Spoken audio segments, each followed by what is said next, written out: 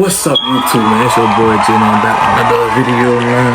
In the day, man, we doing another YNW reaction, man. Y'all know this junk, it's just a lot going on. I'm gonna react to everything, keep y'all boy updated on everything, you feel me? Basically, in the clip I about to watch, I guess the people in there said something about the trial. And I guess YNW Melly lawyer, basically just, shut it down or whatever. Yeah, But yeah, man, see what's going on. Get my little reaction out of it. Make sure you like, comment, subscribe. Make sure you like, comment. Hold on. Let me get right.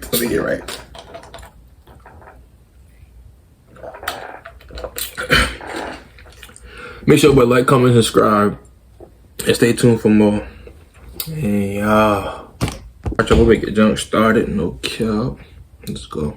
Prosecutors are given great power, endless resources. Hey, by the way, I just get off work. Literally. I grinding for y'all, bro. Damn. What they will bring you is a case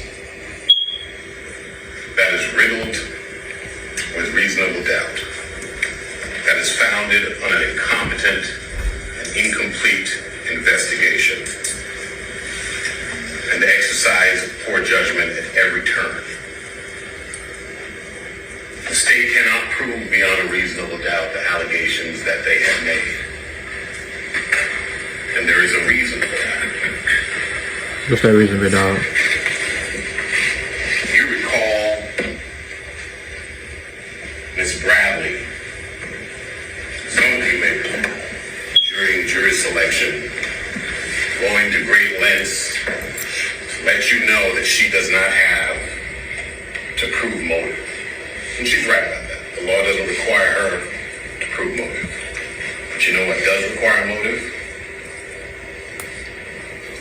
A young man to wake up one day and decide that he's going to kill two of his best friends. Best friends that he grew up with, best friends that he hangs out with, best friends who he lives with, best friends whose careers he was trying to launch alongside his own. They have no reason for why he would do this. Because there is no reason. And if there's no reason, it doesn't make sense. And if after 4 years of investigation, the state comes and says, hey, he killed two of his friends, his best friends, and you're wondering why, and their answer is, I don't know. That's the first indication that they're just guessing and don't know what they're talking. Facts. And that, ladies and gentlemen, by itself is reasonable doubt. Why he would commit such a heinous crime against his own two Hanging best by a friends. thread, y'all, boy, man. For no reason. Don't tell nobody that, bro.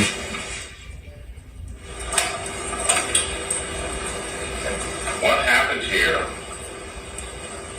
is that the lead detective, Detective Moretti, saw a video of Mr. Devins getting into a car 40 plus minutes before bodies were found in that car. And then he discovered that Mr. Devins was a rising star. And from that point on, he decided he's the only person that could have committed this crime. Right, because like I said in the last video, why is nobody else arrested? Involved in prosecuting a star. You become a star. This was his big break. Hold on. And he had tunnel vision. He zeroed in on this person, this young man, as the only possible perpetrator of that crime, to the exclusion of all other leads and evidence. I ain't gonna lie, but you know this shit flying around the room. This is not my room. In cases that are fabricated.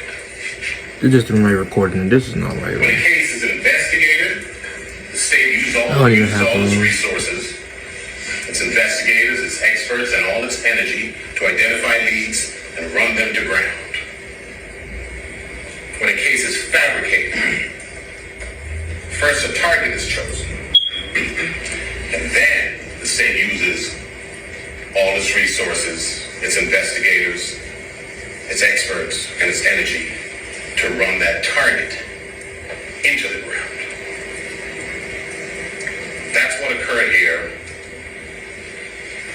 and there's a reason why I say that. There are a number of leads that you will discover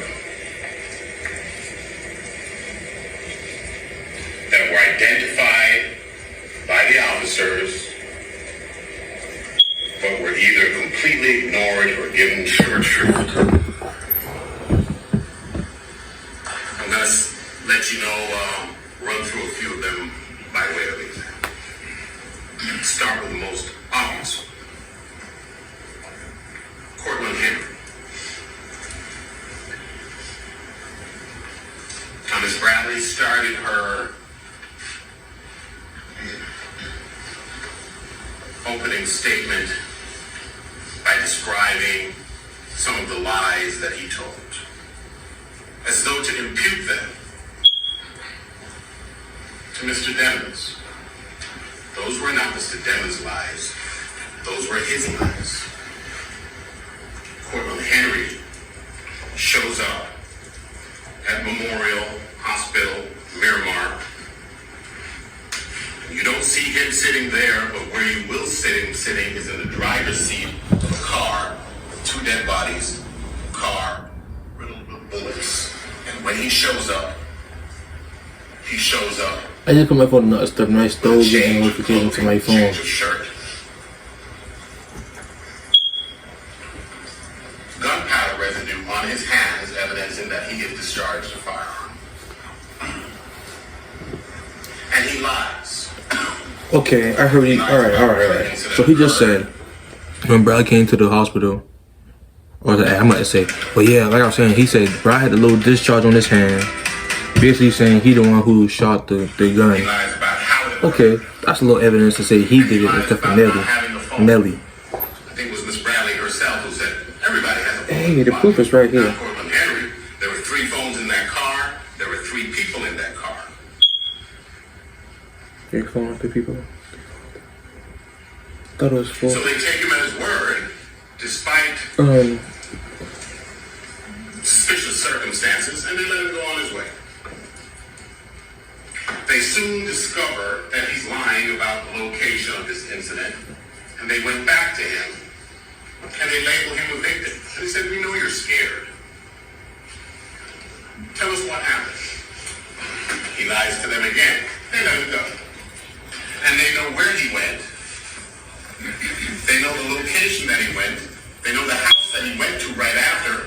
And any investigator worth his salt would have thought to maybe execute a search warrant on that location. To see if you find any bloody clothes, any DNA, any blood, a weapon maybe.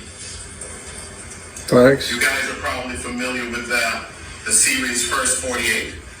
That's founded on the proposition that if you botch an investigation within the first 48 hours, you pretty much botched it for good. It's 48 months plus later. They still haven't served a search warrant on that location. Facts. Why? Moretti already had his man. What's the point of an investigation? When they got Melly in jail. What happened? When they got Melly in jail. He's using all his resources to try and prove what he has already concluded did happen. Right. They ain't search nothing because they already feel like they got all the information they need to throw Melly in jail or death penalty. Lead number 2. It's down. A gentleman named Montrell Roll. And his sister, Naya, who were they? Well, Shit. another police department came into possession of jail calls between those two that occurred him 3 days after the murders, and discussed what they describe as intimate details of the murders. I got a video dropping at 6 o'clock today, y'all, boy. Details that are not in the public domain. Video dropping at 6 today. So 3 days after, these two people are discussing the details of a murder.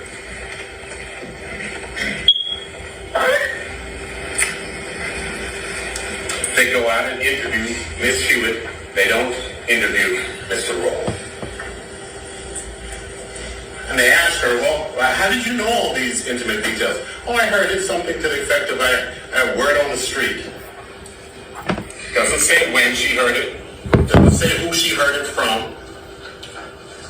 Case closed. They move on.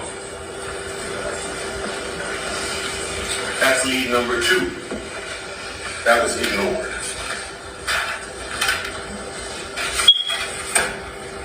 Then there's Robert Colbert. Who is he? He is a gentleman that owns a social media account by the name of Backwards. This social media account, almost immediately, within days after these murders, posts this message: LOL. We killed 2 of your niggas. Oh, really? Okay. Took him 7 months. That's proof right there. Somebody literally texted Mr. Colbert. Somebody literally texted one of them and told them they killed their homeboy. That posts what amounts to an unequivocal confession to involvement in that murder. That's crazy. And they still got Melly in jail. 7 months. Why? Moretti already had his guy. And when they go and talk to Mr. Colburn, what does he say? He said, oh, I created that account and I sold it for $20 to somebody else. Who'd you sell it to? Oh, I can't remember.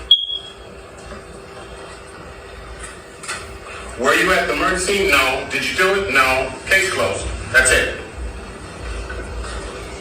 No more investigation. It would occur to a reasonable person, let alone a seasoned investigator acting in good faith. Why would somebody buy an account?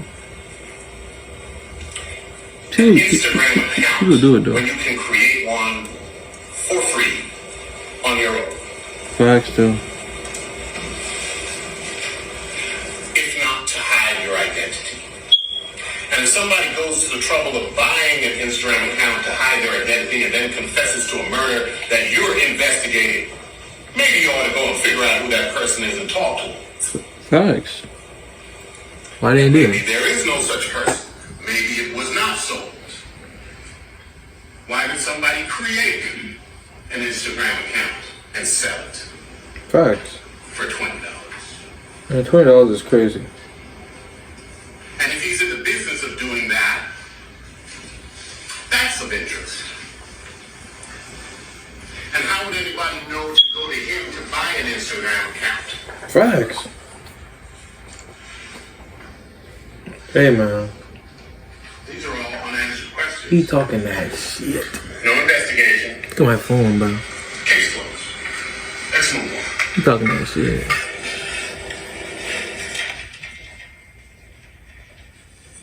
David Hedgepath. Who is he, Melly? He had a Twitter account called Crucial Almighty. He posts a confession to this murder. Something to the effect of, we coming at that Jeep. Can't remember the quote. Wow. You're going to hear about it. And essentially it was a confession to involvement in the murders.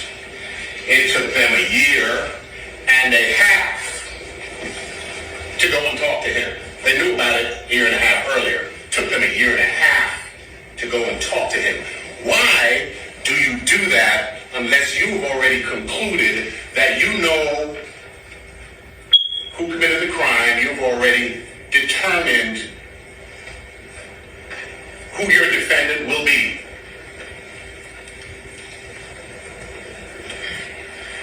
And when they go to this young man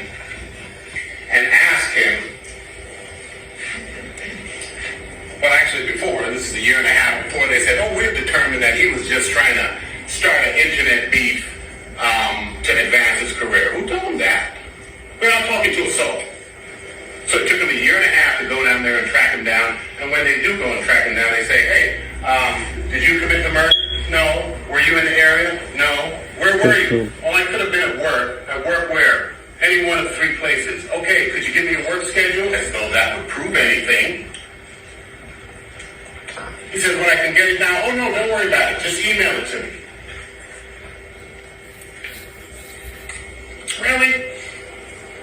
And he doesn't even do that. There is no report that he even follows up and sends him an email of this mysterious work schedule proving that he wasn't at the location. They conclude, oh, he's not there, wasn't him, case closed. Is that how we do this now? Them boy trying to throw Melly in jail, boy, on crazy. Well, kill that boy, bitch. That's not all. There are several other people who are. Bro, if this video get 100 views, I'll pull this up in my next video, bro. If this video get 100 views, I'll pull this out. 3 years after arresting If this video get 100 views, I'll pull this out. This is really hang. Oh man, this looks a little incompetent. If this video get 100 views, I'll pull them out. Seems to have botched this investigation. If this video get and they call the Broward Sheriff's Office 200 likes, and ask 200 them views, to come and look at the I'll take all this out. upon which this entire prosecution rests. What y'all gonna do? And he looks at it, and he says he instantly knew he had to start from scratch. I think his words were, it was the worst thing I had seen in my life.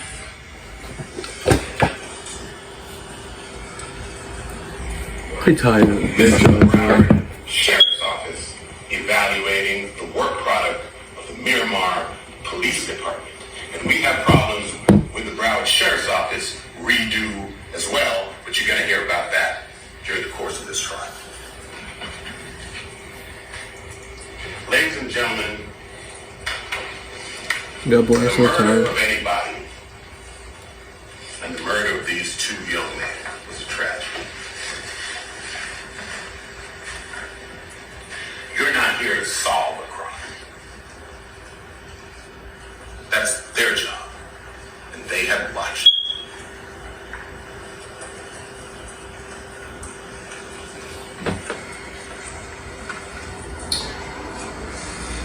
Jurors often get confused as to their mission.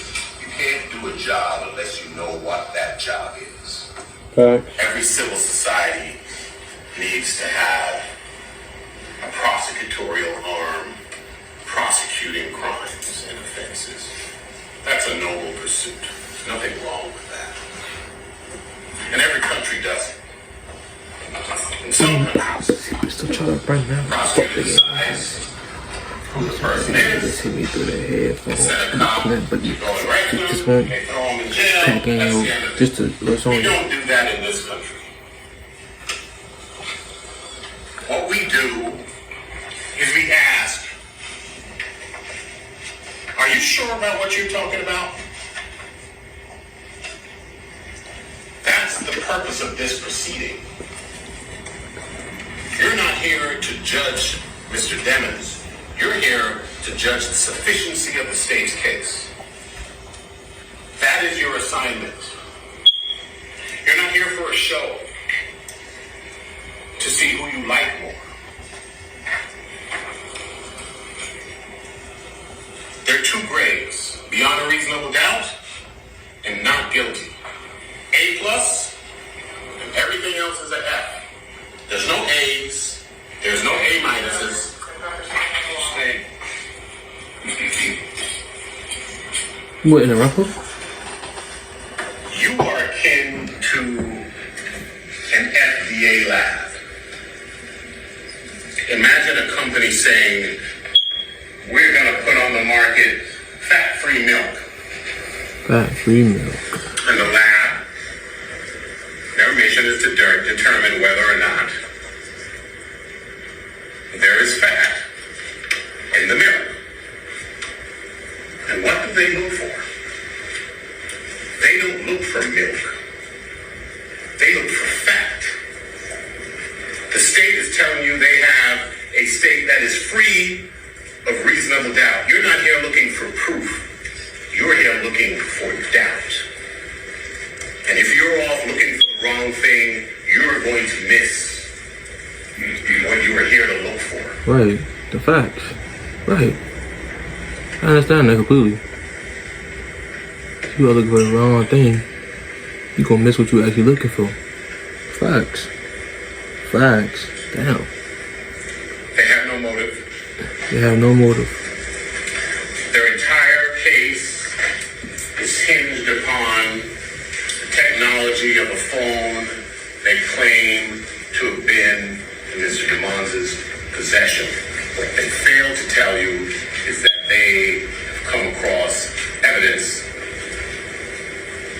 that Mr. DeMond got out of that car before this incident.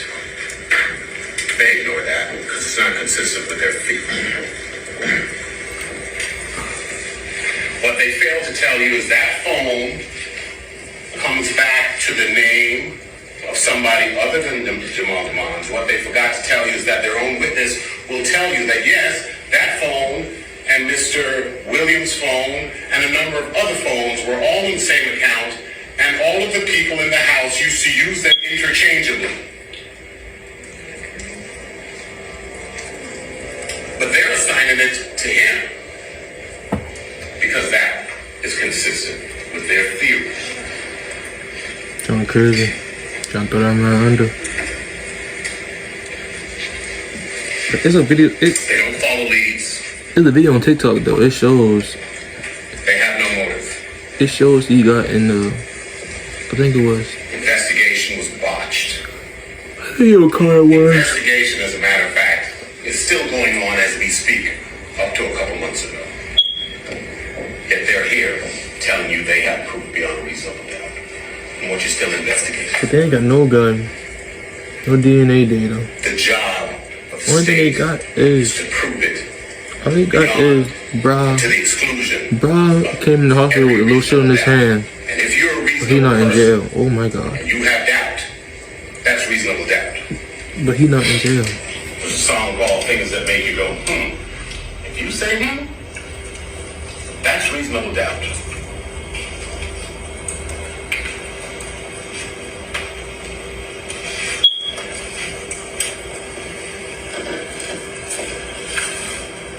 You do not. Miss Bradley is charming. She's good at her job in some respects. But this is not a popularity contest. Right. We don't give, hey, good effort. We don't give participation awards. This man's life is hanging in the balance. Fact. And if there is a scintilla of reasonable doubt, you must have the courage to speak up and say so. You're not here to judge him. You're here to judge the sufficiency of their case. Fact. They have a big task in front of them. They should probably get to it.